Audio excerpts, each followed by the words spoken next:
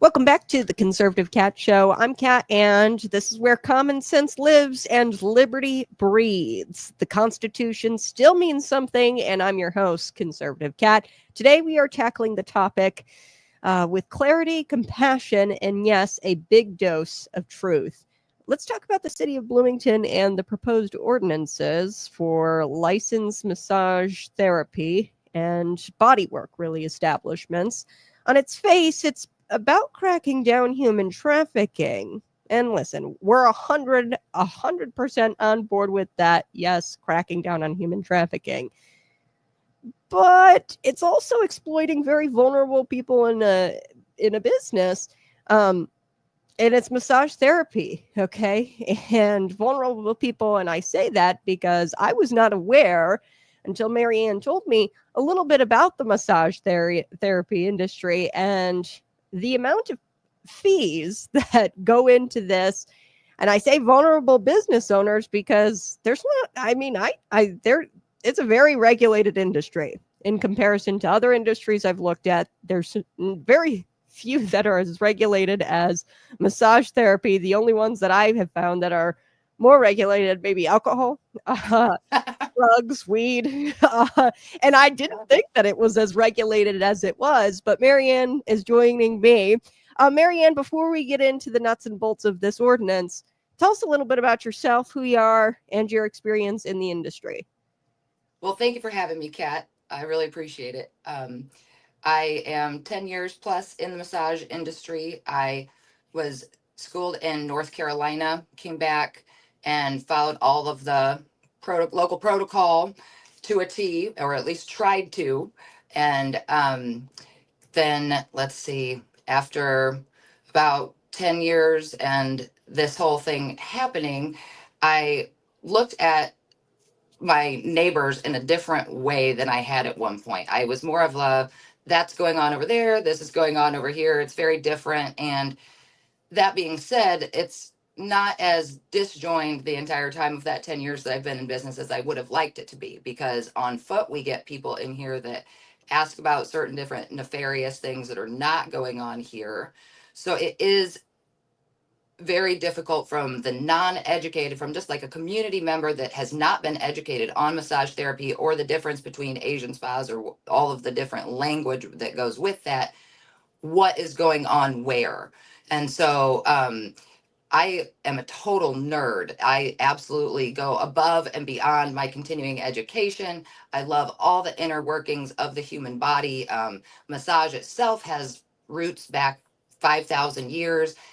In the Bible alone, when we talk anointing and essential oils and all of those things, there's over 1,000 plants, trees, shrubs, those herbs, those kind of things that have been used for a long time for actual hand application on human body to make wonderful things happen.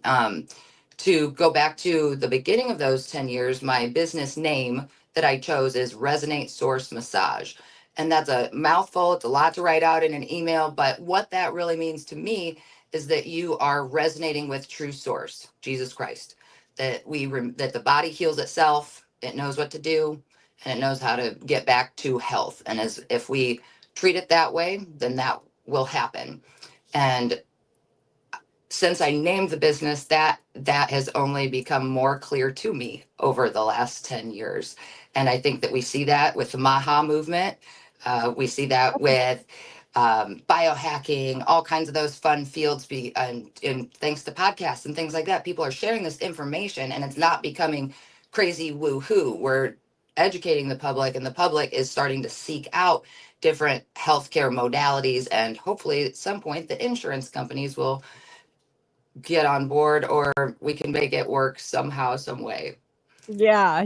I've always known that that's a fight that has gone on at a state level, but also at federal level, where insurance covers some of these. I call it alternative medicine. So full disclosure, everybody, I've gotten deep tissue massages. I haven't in recent months just because it is so expensive. And it's not seen as medicine. So you have to pay these big prices. So I haven't done it in a long time, I'll tell you, Marianne. But I do know this. anybody you talk to who does alternative medicine, and I'll just call it what it is to me, I think that massage therapy is alternative medicine in comparison to, taking muscle relaxers or ibuprofen. I find I have no headaches. It's the weirdest thing. Like, I usually have like stress induced headaches, right? It's probably because I read too much news. For real. It's probably because I read too much news. But I have like these stress induced headaches. But when I go and I get a massage and I go see a licensed therapist, she, does the deep tissue, and then I like the next following 2-3 weeks, I've no headaches. Like, it's a lasting pain-free experience. Like, it's insane. And it's so hard to describe. It's like you take ibuprofen. If somebody knows, if you've taken ibuprofen before and you have instant gratification, like instant healing, that's what deep tissue therapy, like massage. I get the deep tissue ones. Those just work for me. I've done like the hot stone ones. I've done a few other ones. But I like the deep tissue because I find that it lasts the longest. I don't know why. It hurts. It does. So good for making up time. When you can't get in all the time, it's like make up the time and just get in there and get it done. Yeah.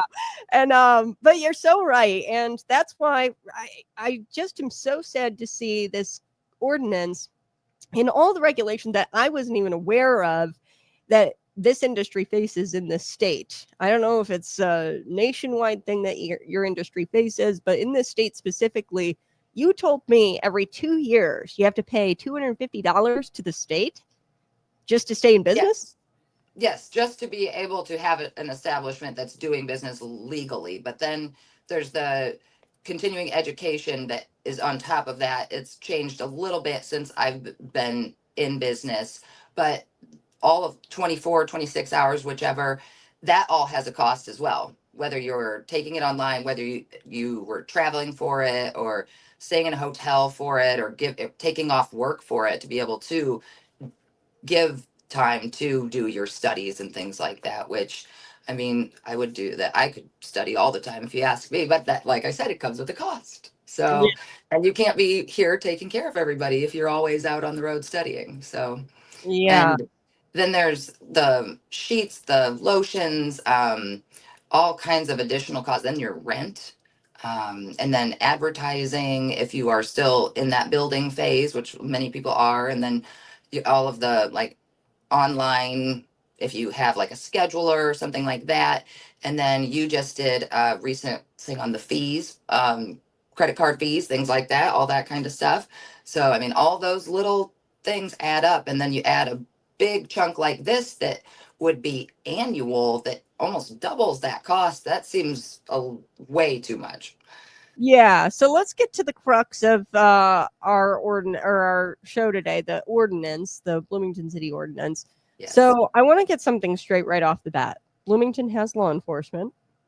Illinois has a state licensing body for massage therapists. Check. And actually, I mean, I'll have to look at the name of the bureaucracy. I gotta go look that up again. It's this agency. It's an entire state agency dedicated to public complaints, law enforcement complaint. Anybody can lodge a complaint against a business whom they suspect might not have a proper license. So then they lodge a complaint with this state agency, and they're in charge of the enforcement as well. So if there's obviously suspected criminal activity like human trafficking going on at a massage parlor, I don't know what you would call them, spas or whatever, an establishment that is not doing what you're doing, okay, and they're doing human trafficking or prostitution of any kind or any illicit thing, whether it's drugs, whatever. If that's happening, then there's a place to report it, and that is to the police. I want to make sure that we get that out there right away, Marianne, so that way people know that we are against human trafficking. We're against it because it's a crime, and like all crime, it should be reported to the police. And we've got FBI, who is actually supposed to be investigating human trafficking because this is a federal crime as well. So I don't know what's really going on here, Marianne. Tell me what you've found out about this Bloomington ordinance and how it would affect your establishment and what your concerns are with the ordinance. So I'll at least say something positive. They did at least change a little bit of language. So now I am not a masseuse. I don't have a massage parlor. I am listed as a licensed massage therapist with an establishment, with a legal establishment for business. So that's a step in the right direction. That some of that paperwork had not been looked at since like the 70s at least, and so we've made a lot of national or even worldwide headway in massage as far as client education, things, community education, so people understand the difference in that. In the ordinance, I found a lot of contradictions, shall we say. So they do state that they understand that the Illinois State Constitution does list that they cannot, that the state is the ultimate in licensing for massage therapists. So you cannot license, if you are the city, a massage therapist. So they list that in there, and they go around a few times about how of what they want to list out as far as the like description of this business. But the thing is if you are, they ask you to provide a license for, like, so let's say we'll start from ground zero if we have a new one moving into town. So the person that owns that business, they may or may not be a licensed massage therapist, but then they have to list out everybody that is going to work for them, their legal status, a few other things, gender, blah, blah. And then they have to give that to the city. And then the city will give them one of these licenses that they're not going to give us, and they shouldn't be giving any person that should be regulated. So the only reason that these licenses are existing are for if you ask me, for a nefarious business, because everything, the whole spectrum, if you are doing something properly, should be licensed under the state licensure for its individual purpose. So that seems just completely not even necessary to me. And it seems like a lot of extra wasted time in writing, because if you're really not going to check up on that to see who is who, and like you said, the IDPFR, there's a list out there of who does what and who is licensed for what. If you want to look somebody up, you can look somebody up. And then so there's also a clause where if you move a business, let's say we have an establishment in Bloomington and they move to the other side of Bloomington, they will pay those fines again, then they'll get looked into again. But the thing is let's look at the restaurant industry. How much turnover happens in one restaurant in the city of Bloomington in 1 year? So if this is being reported annually, and they bring on however many new people shipping in and out, people from God knows where, then there in a year you could have however many people working in that establishment, and then not have them be looked into from the way that they say they're taking care of it through this ordinance to get their visibility to all of these places. And so that goes back to what they said before, where they can't just walk in and see if somebody has a license. So you're going to ask one time a year, one business owner who may be invested in human trafficking, if any of those people are legal, if you really think there's going to be transparency on their reporting, not to let alone that means that if you want to start one of these businesses, that you are going to take your happy butt down to the government center and actually apply for the thing that they are saying that you have to be a part of. If you want to run that business, you are going to skip over that process. You're just going to go straight into business. You're going to call it some other kind of business and move on. And there's really going to be nothing fixed. I mean, there's no way to send these people down there to do that. They're not. This is only going to harm law-abiding citizens. The people who are actually human trafficking are not going to be reporting themselves, and it's just bizarre. So I do want to summarize City Manager Juergens and I'm just going to outline his email and summarize it. You sent me an email, and I just want to summarize it because it looks like they had some revisions. So they eliminated an annual $250 license fee, incorporating a $75 background check into a one-time $100 application fee. Yes. The ordinance targets illegitimate businesses posing as massage providers, often tied to human trafficking or unlicensed activity, and gives the city a regulatory tool to intervene proactively.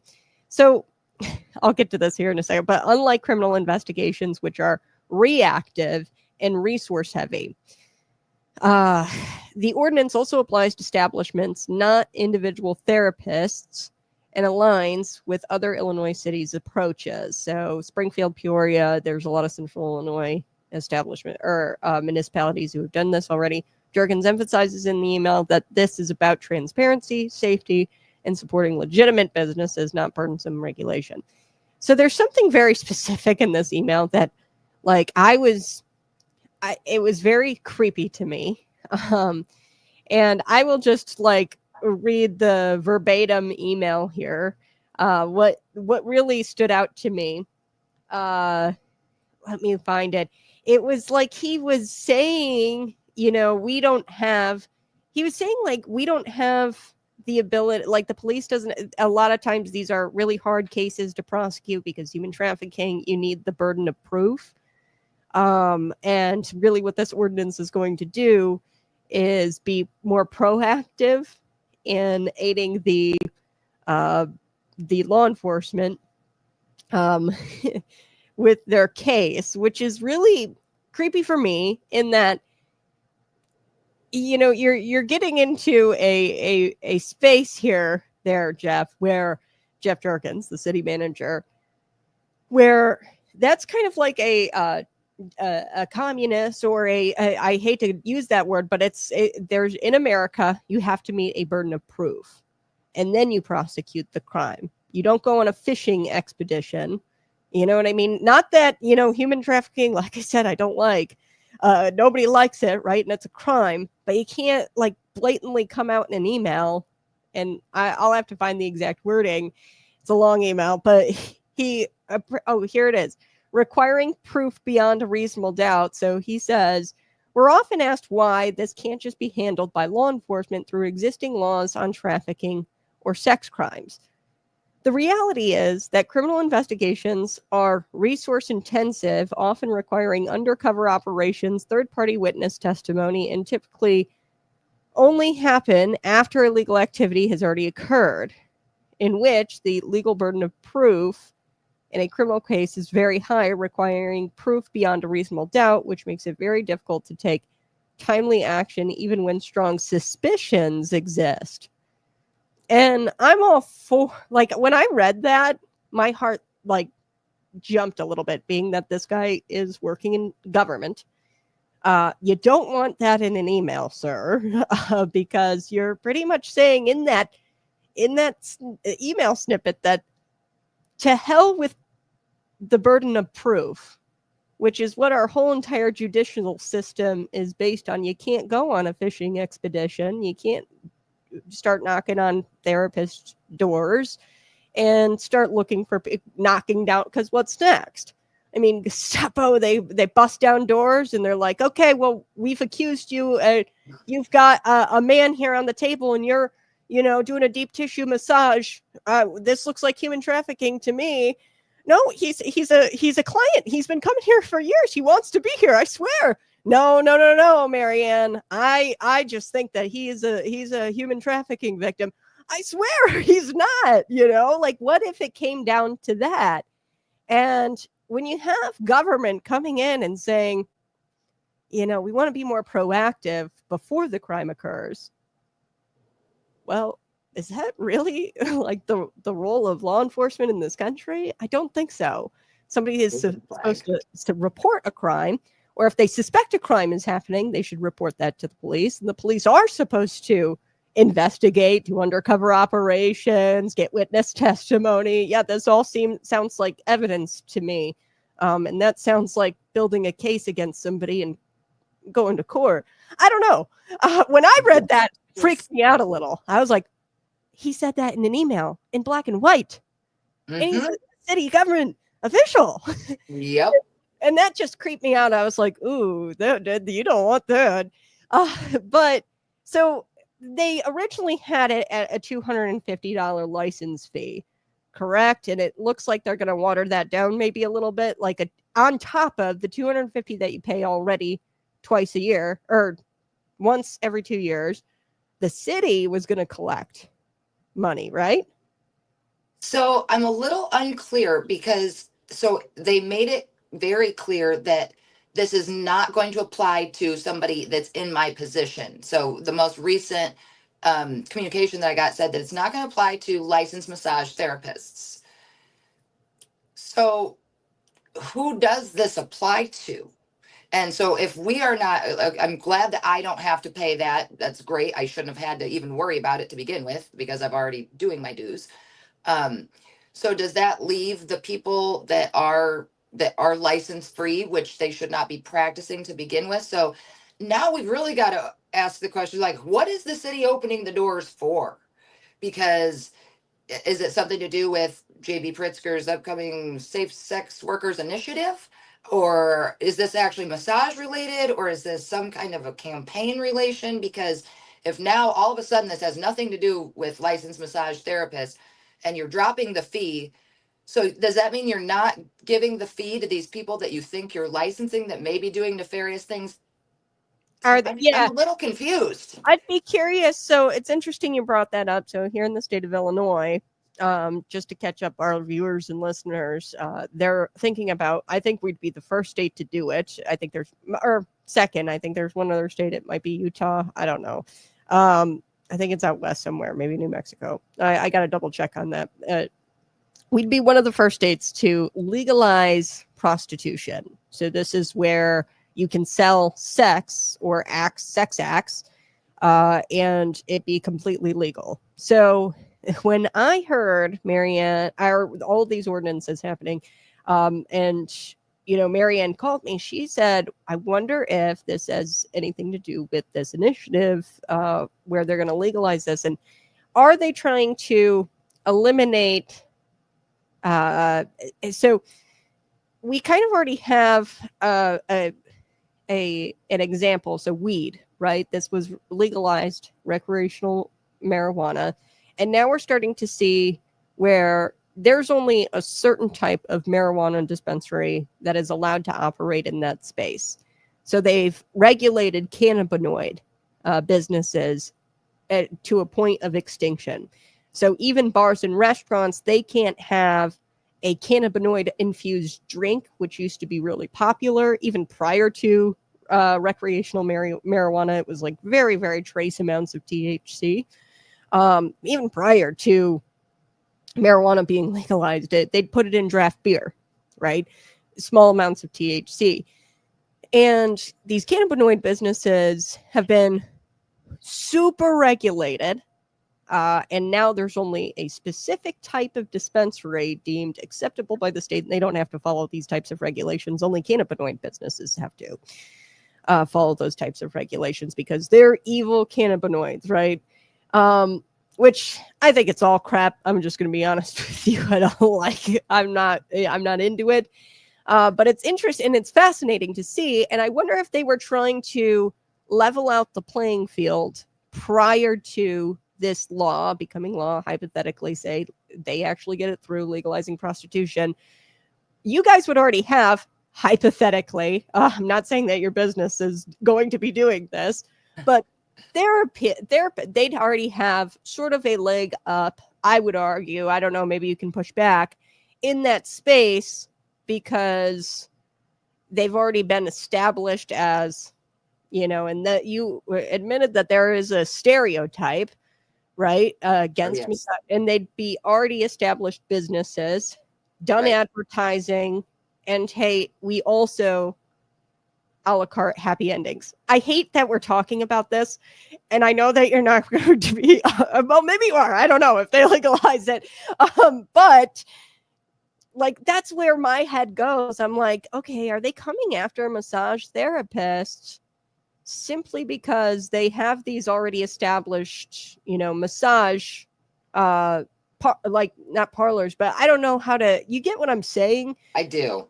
I I feel do. like they're trying to get you down to a certain level, so that way the playing field is like fair. Well, and I think that we may have actually been a casualty to all of this, because I think that the goal, if we are looking at it as a potential, what would be like marketing strategy for the state, if the state is trying to have some kind of vested interest in that coming through, then if those establishments that are, I mean, and we're not alone. That's why this is happening in other places in Illinois, that they're taking a look at some of this stuff, because, and it's nationwide, and I mean, it's actually worldwide. That's kind of a topic that has been going for a long time. But when we're looking at it this way, I think that they really did kind of lump us in accidentally, that they were really trying to just regulate and get their fingers in and their claws into that world somehow, whether they were being legitimately focused on the human trafficking, or whether they wanted a little slice of the pie, shall we say. To I mean, because those places have already got their infrastructure, their advertising, they could, maybe they're trying to provide, look at the business model, I don't know, but it's very different than what we do. And with the quick response from Jeff Jurgens, and the way that the language was of the emails and the ordinances, I do kind of feel like he's just trying to say, oops, we shouldn't have done that. Sorry, in a way, because they know they overstepped hard. Yeah, with these ordinances. And so when you say it, are you talking like massage? So tell me the difference between a massage therapist and a massage parlor, or like a spa.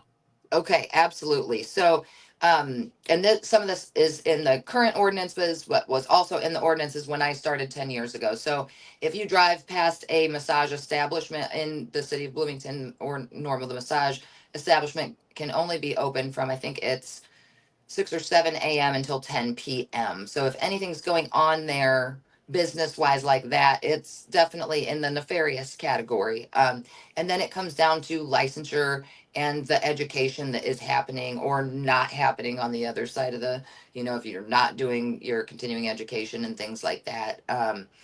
There's I mean, in school, I was taught to never even have any type of interaction on a massage table. So, like, if I am massaging my husband, I won't even kiss him.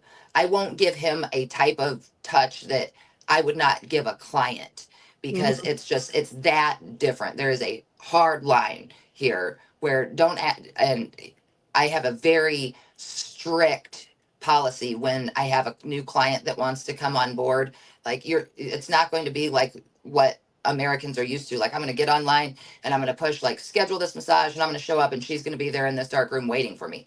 No, that because of what we have to deal with, I want to vet every single person that is potentially going to even come into my office. So that means, calls, that means intake, that means, going through different directions. And if anything seems off, the way that you respond to me, or if we're communicating through a text message, if it sounds just off even a little bit, no. And we have that opportunity, because that is our right as a therapist. We can deny service to anybody and tell you to, if you do anything, or if you even swipe my leg while I'm walking by the table, and I feel like that was just not the right thing, the session is over and you're done and you're Mhm. out the door. And luckily, I personally have not had to deal with a lot of gross people, because I have a really good vetting process. Mhm. Now, I can say that that's not true for some of my other colleagues in the field. And I work in a business setting where there's multiple businesses in the same building. And I have had other businesses that are in the same um, unit as I am that say, we had some creepos walking around or asking about you or this or that. So, I mean, it's something that we have been fighting for a very long time. And I think we've just kind of like hardened up our shell to do so. And I think it helps that now some of those natural modalities are being looked at through a different lens. And, people get massage therapy for PT, and like, somebody knows somebody who did massage therapy for, old injury or a scar, or not geriatric massage, infant massage. It's just, there's so much that massage can help, even headaches, sinuses. The world is really coming right open with all the different applications for massage, and it it's a different seeking process. So when I worked in the restaurant industry, I can remember a time where I was standing on the back dock where they would deliver food, and I heard two gentlemen conversating, and one was telling the other one about, and married, both of them, by the way, and they were talking about which place to go for that stuff. And at that time in my life, I hadn't even gone to massage school, and I was just horrified. And that, but then I did know when I came back to start a legitimate business that this is the kind of stuff that you are up against. And for a person that maybe watched a podcast and they said they heard, oh, massage is good for you, and they see a big massage sign, they may actually walk into the wrong type of establishment because Mhm. they're not discerning in the same way. They don't know what they're looking for. Yeah. So that is a huge problem. That's why I am all for continuing education, community education, client education. Like, that is paramount to me. So people know what they can get out of it, but also know where to go and what to look for. Similar to, it's like getting a haircut. You don't always you don't always like everybody you've been to get a haircut. Massage can be very similar, with depth of Yeah. pressure, stuff like that. So Well, and I've been using the wrong term. So I actually go to a spa, and they offer like deep tissue and things like that. So there are legitimate massage spas. So I've done massage therapy before because I was an athlete in high school, oh yeah. and I was a volleyball player, and I had to go get like massage therapy. So I went and I actually saw somebody like you, I think. And it's so interesting because the language is just so hard because they Yes. use it interchangeably. Yes. Government does, and people, and it's just about education.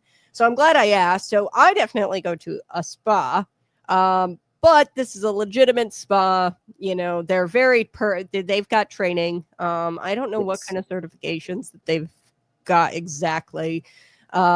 But I think that you have a different type of certification because you're a therapist. So somebody who's operating a spa, do they still have to get like a massage therapist license?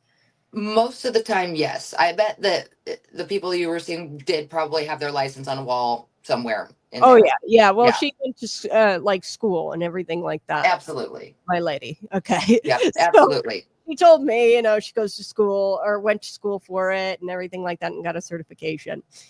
So yeah, so there must be uh, specific certification. So that would be a thing to look for, would be like a license on a wall, or maybe even ask Yes. you what kind of certifications you have, Yep. right?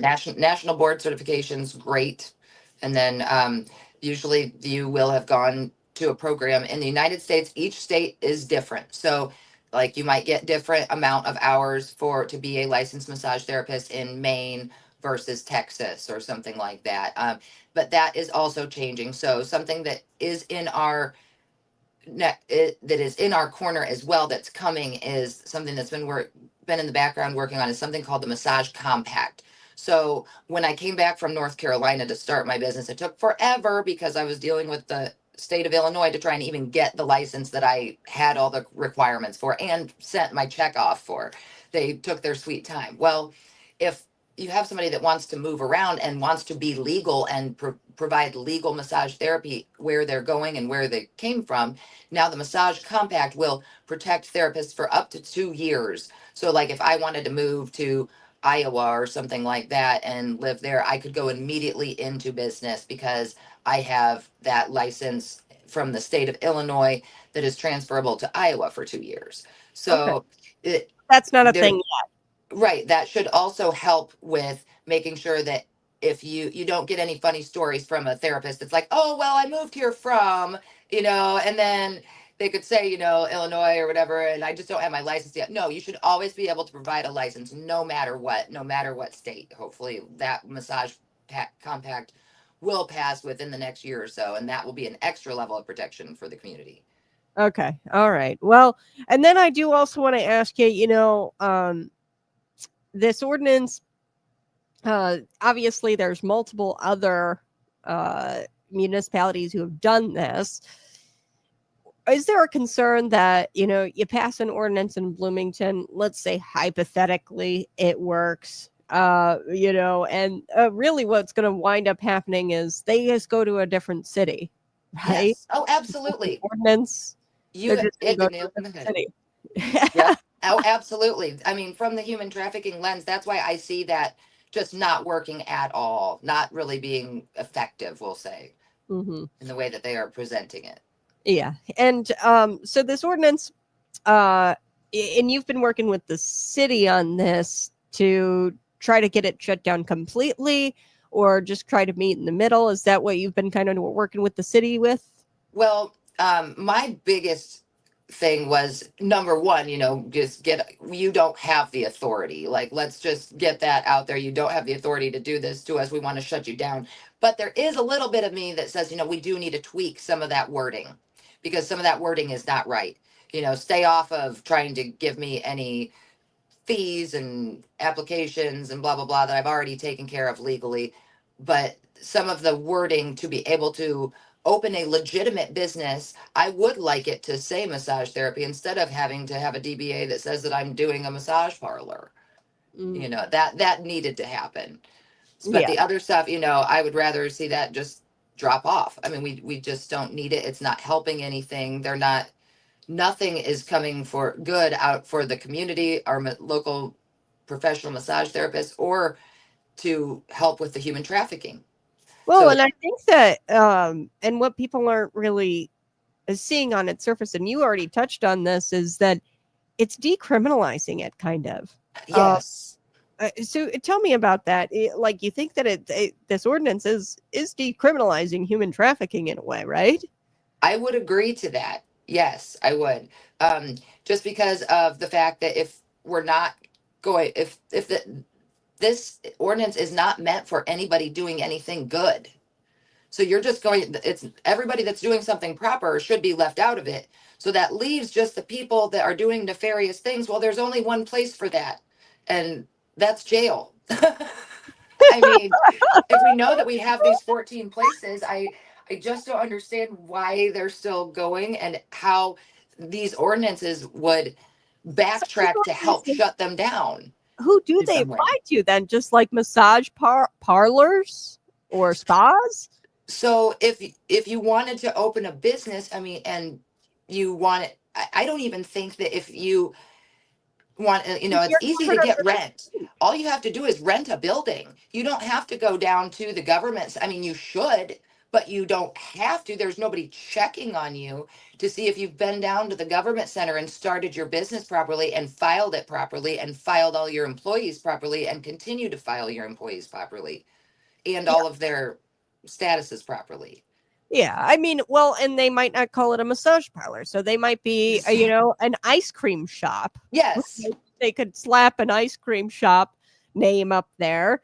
That's actually, I'm pretty sure it's a trope. If people are listening, or it's a thing in my community. I live in Lincoln. There's a business in town. I won't say what street it is on because I don't know. Right? But it's a thing that everybody kind of knows about. And, I've never really lodged a complaint because I've never seen anybody going in and out of this place. But there are these big purple curtains across the windows, and it's not a massage parlor. It's not advertised as a massage parlor. It's like an old, like, donut shop looking thing. And that's like halfway off, but I've never seen anybody going in and out of there. But these random purple curtains have gone up. So people like talk and they're like, oh, I wonder what's going on in there. And are they going to like open up like, a new business or something?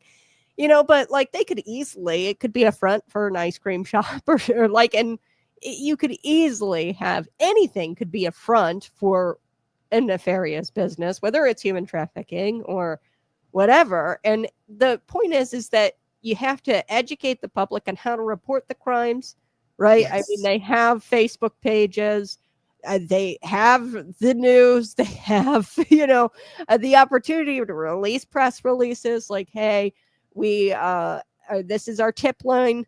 This is, where you go. There's actually a website. I saw it on what is it? The Illinois Professional Licensing Financial and Professional Regulation Agency. And there's a place online where you can go and lodge a complaint against a business, think a business is not operating correctly. You go there, you type in your complaint, and boom.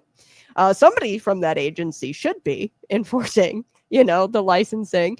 Or if you think something like criminal is going on, you witnessed young girls going into, I've never seen anybody going in. So, and I haven't really seen anybody coming out. I just saw the purple curtains go up and everybody's like, what's going on? So we don't know. But if you see somebody going in and you witness something, say something, report it to the police. So I think that you're right on the nose here with this whole legalizing prostitution thing. And I think that this might be a state down initiative, maybe to decriminalize massage type parlors in a way and legitimize them before they're actually legitimized. Does that make sense? It does. And to your previous question about like the ordinances, there was an ordinance that very clearly said that no advertisement can be like lewd or suggestive or anything like that. That is grounds to shut the business down, or at least fine them and start an investigation. Now, that was all in the ordinance before all of this got revamped. And from my understanding, there are several places in town that either you type in the phone number or the website, and it will take you to a menu, a somewhat visual menu to let you know that these are the types of services that you can get there, and they're very nefarious. Now, if that's happening, that should have already, that these ordinances are to replace these ordinances that we're not doing anything about already. So it just seems the fact that they're coming at with it is just crazy.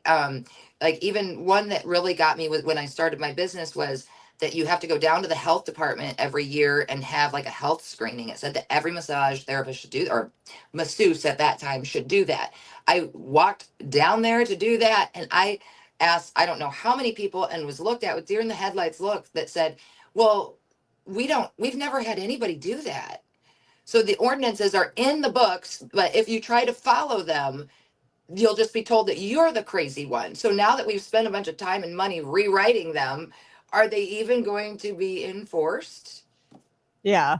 Well, and that's another thing is, a shame on the IDFPR if there are 14 establishments who are operating human trafficking or nefarious things that are going on here in Bloomington. Then we need to hold the state agency or our law enforcement accountable for not enforcing the law, right? Somebody needs to be held accountable for not doing this. And I understand it's resource intensive. That's what Jeff Jurgens said. I get it, right? Maybe we shouldn't defund police then. Maybe we should be, you know what I mean? Or maybe we should invest more in that or something, right? Obviously, if it's resource intensive, then I don't know. It's the damn FBI, right? They've got all the resources in the world. That's right.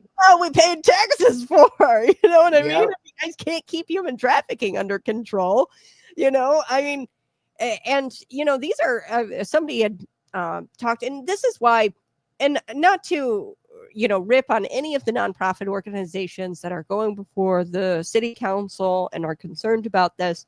I thought it was odd though that this wasn't an already established human trafficking nonprofit organization. There are several. Catalyst Ministries, one of them, fantastic woman who operates that. There are several human trafficking organizations that already exist in Bloomington and have provided safe houses for women and have provided like resources and houses for women.